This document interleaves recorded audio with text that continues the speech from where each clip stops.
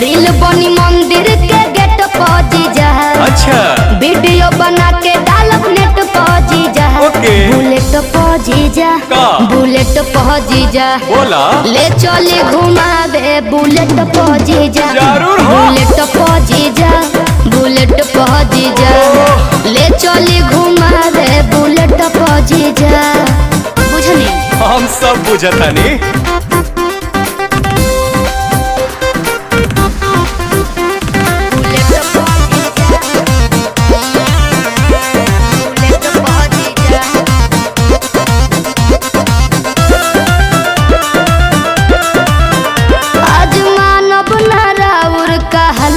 जीजा सूट पहन के तैयार बनी ललका जीजा।